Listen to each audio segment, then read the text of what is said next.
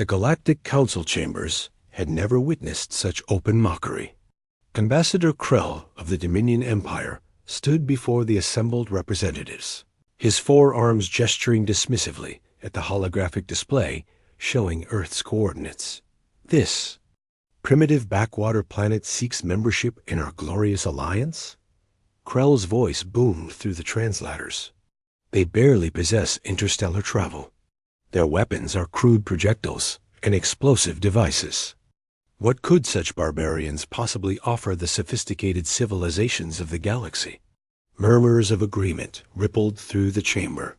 The Dominion Empire controlled 17 star systems, their crystal-powered energy weapons capable of glassing entire planets. Their biomechanical soldiers were engineered for perfection, immune to pain and fear. They had conquered dozens of worlds, each falling within cycles of their arrival. The humans have sent a diplomatic vessel, announced Counselor Vex from the neutral zone. They request an audience. Krell laughed, a sound like grinding metal. Let them come. We shall show these Earthlings what true civilization looks like before we claim their world for the Empire. The human ship emerged from hyperspace 3 days later. Unlike the sleek, crystalline vessels of the Dominion or the bioorganic craft of other species, the human vessel appeared blocky and utilitarian. Its hull bore scorch marks and patches. Speaking of repairs made in the void between stars, Captain James Ford stepped onto the station's docking bay, followed by a small delegation. He wore a simple blue uniform, devoid of the ornate decorations, favored by other species. His weathered face showed no signs of intimidation as Dominion soldiers, each standing 3 meters tall, flanked the corridor. "Welcome, Primitive," Krell sneered as Ford entered the council chamber.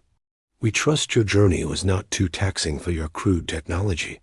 Ford's expression remained neutral. "Thank you for this opportunity to address the council." "Speak quickly," Krell commanded. "The Empire grows bored with this charade. Your world will make an adequate agricultural colony once we remove the indigenous population." The human delegation exchanged glances. Ford stepped forward, his voice calm and measured. "We come seeking peaceful relations and mutual cooperation. Earth has much to offer the galactic community. What could your savage species possibly provide?" Krell's eyes glowed with amusement. "Your primitive chemical propulsion? Your crude metallurgy? Your laughably simple computers?" Ford reached into his jacket, causing several Dominion guards to tense. He withdrew a small device, placing it on the central table. "This is our response to your Empire's threats." The device activated, projecting a holographic display of space. The assembled representatives watched as human ships emerged from hyperspace in perfect formation. These vessels dwarfed the crude diplomatic craft, their hulls bristling with weapons. Systems that defied easy categorization. "Impossible," Krell breathed. "Where did you hide such a fleet?" "We didn't hide it," Ford replied. "We built it. While your empire spent centuries perfecting your crystal weapons and biosoldiers, humanity learned something else. We learned that survival depends not on individual superiority, but on adaptation, cooperation, and overwhelming force when necessary." The hologram shifted, showing weapon test footage. Human kinetic rounds punched through Dominion shields. If they were paper, missile swarms overwhelmed defensive systems designed to counter energy weapons.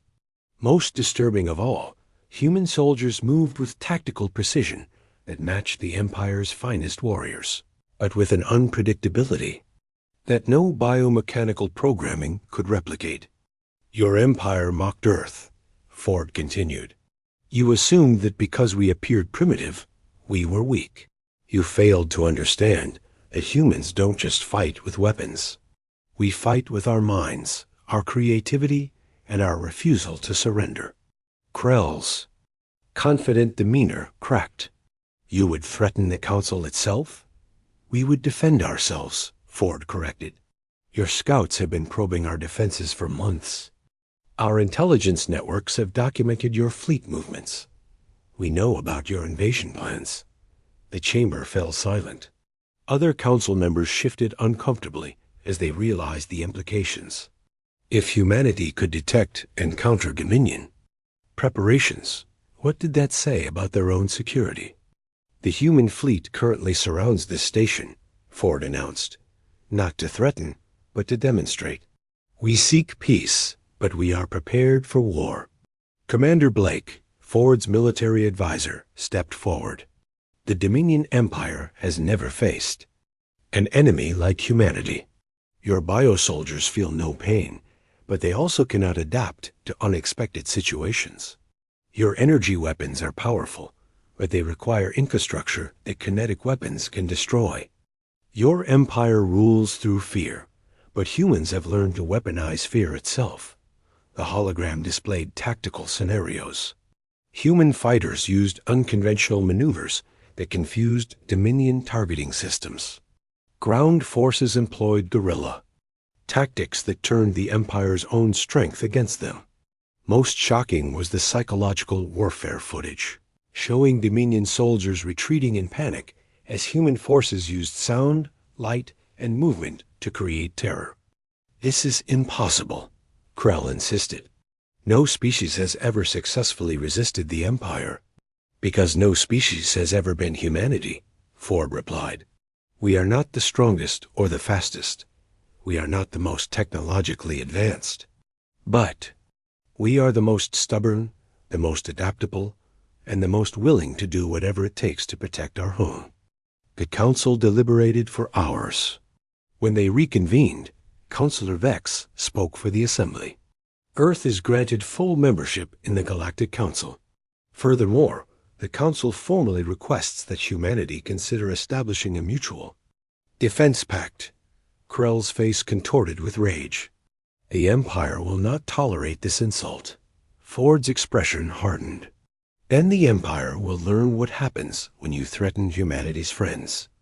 As the human delegation prepared to depart, Ford addressed the Council one final time. We came seeking peace. We hope that remains possible. But if any empire or nation threatens Earth or our allies, they will discover that humanity's greatest weapon is not our technology or our tactics. It is our absolute refusal to kneel. The Dominion Empire would test that resolve within the year. They would discover that humanity's reputation for stubborn defiance was richly deserved.